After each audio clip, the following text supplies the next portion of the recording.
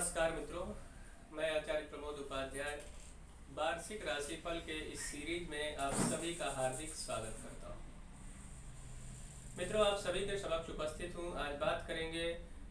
मेष राशि वालों के लिए वर्ष 2023 कैसा रहने वाला है, कितनी सारी खुशियां मिलने वाली है या फिर आपको चुनौतियों का सामना करना पड़ेगा। शून्य से शिखर तक का बहुत सारे लोग यहाँ सफर तय करेंगे और बहुत सारे लोगों के जीवन में बहुत सारी चुनौतियों का सामना भी करना पड़ सकता है। लेकिन यह जो वार्षिक राशिफल है यह चंद्र राशि पर आधारित है, यानी कि अगर आपकी जन्म कुंडली है तो फिर जन्म कुंडली में जो राशि आपकी बनती है उसी राशि के आधार पर इस राशिफल को आपको देखना चाहिए। और यदि आपकी जन्म कुंडली नहीं है, यानी कि आपका जन्म राशि आपको पता नहीं है, तो नाम राशि के आधार पर भी इसको देखा जा सकता है, पूर्णतः फलदायक सिद्ध होगा। मित्रों, मेष राशि की बात करें तो मेष राशि वाले लोग बहुत ही साहसिक होते हैं, यानी कि किसी भी कार्य में धैर्यता पूर्वक कार्य करते हैं, यानी कि कहीं भी कदम पीछे उनका नहीं हटता है। कारण ये है कि मेष राशि का स्वामी मंगल है, जो कि एनर्जी का कारक माना जाता है। तो मित्रों, वर्ष 2023 जो मेष राशि वालों के लिए कैसा रहेगा, प्रतिस्पर्धात्मक रहेगा या फिर किस तरीके का रिजल्ट देने वाला है, इस पर चर्चा प्रारंभ करेंगे। उससे पूर्व मैं आपको बता दूं कि यह जो राशिफल है इसमें एक बात का और भी विशेष ख्याल रखने की आवश्यकता है, क्योंकि वर्ष में शनिदेव, उनके अलावा बृहस्पति और साथ में राहु और केतु, इन ग्रहों का समय के आधार पर गोचर होगा और गोचरीय व्यवस्थाओं के अंतर्गत आपको उस समय उस आधार पर पूर्ण जानकारी प्रदान की जाए। सबसे पहले देखिए, वर्ष 2023 आपके लिए यह जो वर्ष है वह मिश्रित परिणाम देता हुआ दिखाई दे रहा है, यानी कि मिला जुला यह वर्ष रहेगा आपके लिए। अब सबसे पहले आते हैं कि हेल्थ की बात करते हैं। सबसे जीवन में जो महत्वपूर्ण कड़ी है वह है हमारा स्वास्थ्य। स्वास्थ्य अच्छा है तो सब कुछ अच्छा है। स्वास्थ्य के दृष्टिकोण से आपकी जो मानसिक स्थिति है वह मजबूत होगी। स्वास्थ्य में थोड़ा बहुत उतार और चढ़ाव देखने को मिलेगा। वही माता पिता के स्वास्थ्य का थोड़ा सा ख्याल रखना रहेगा और उनके साथ अच्छी बॉन्डिंग के साथ अगर आप आगे बढ़ते हैं तो निश्चित तौर पर आपका भी हेल्थ और माता पिता का भी हेल्थ, दोनों का स्वास्थ्य बड़ा अच्छा रहेगा, जिससे परिवार में खुशियां बनी रहेंगी। धन के स्थिति की बात करें, यानी कि लाभ आपके जीवन में इस वर्ष किस प्रकार का होने वाला है, यानी आप कितना धन अर्जित करेंगे या फिर उसकी स्थिति किस प्रकार की रहने वाली है, तो स्थिति में सुधार की संभावना दिखाई दे रही, यानी कि 2022 जैसा आपके लिए रहा था धन के दृष्टिकोण से, उसमें सुधार की स्थिति दिखाई दे रही है। हाँ, ये बात जरूर है कि आपको लेन देन करते समय बहुत ही सावधानी बरतने की आवश्यकता रहेगी, अन्यथा लेन देन करते समय आपका धन कहीं फंस सकता है या फिर किसी व्यक्ति को आपने जरूरत के समय में मदद की लेकिन वह व्यक्ति आपको धोखा दे देगा। इसलिए धन से संबंधित समस्याएं आ सकती है, स्पेशली लेन देन के समय। अन्यथा सोर्स ऑफ इनकम के दृष्टिकोण से आपका यह वर्ष अच्छा दिखाई दे रहा है। भवन और वाहन की बात करें, यानी कि आपके जीवन में सुख समृद्धि इत्यादि एक कंफर्टेबल और लैविश लाइफ की बात करें तो किस प्रकार की ग्रहों की स्थिति रहने वाली है और आपके जीवन में कितना बदलाव दिखाई दे रहा है।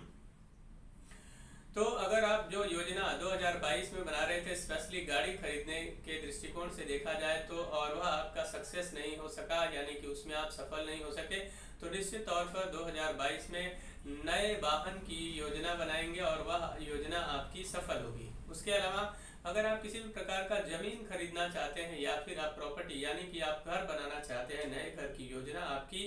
जो बन रही थी और कहीं न कहीं वह सफल नहीं हो पा रही थी, तो 2023 में बड़ा ही सुंदर योग बनता हुआ दिखाई दे रहा है। अब जो लोग व्यापार करते हैं या फिर व्यापार की योजना बना रहे हैं, उनके लिए यह वर्ष 2023 कैसा फल देने वाला है, इस बात को ही समझ लेना अत्यंत आवश्यक है। नए व्यापार की अगर योजना आप बना रहे हैं तो निश्चित तौर पर आपकी यह योजना सफल होती हुई दिखाई दे रही है। लेकिन एक बात का विशेष ख्याल रखने की आवश्यकता है कि अगर आप पार्टनरशिप में व्यापार की योजना बना रहे हैं, किसी और के साथ मिलजुल कर व्यापार करना चाहते हैं, तो निश्चित तौर पर किसी से विचार विमर्श करना चाहिए इसमें, और उसके बाद सावधानी बरतते हुए ही आपको नए व्यापार की योजना बनाएंगे तो निश्चित तौर पर आप सफलता के साथ आगे बढ़ेंगे।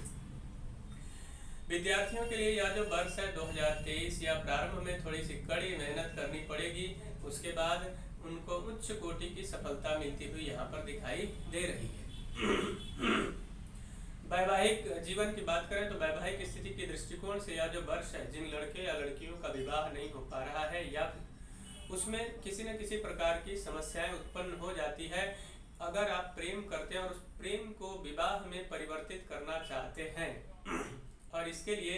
आपके परिवार के लोगों की सहमति नहीं बन पा रही है, तो निश्चित तौर पर अगर आप सही दृष्टिकोण से अपने परिवार वालों को मनाने का प्रयास इस वर्ष करते हैं तो निश्चित तौर पर वो लोग आपसे सहमत हो जाएंगे और अंततः आपके विवाह की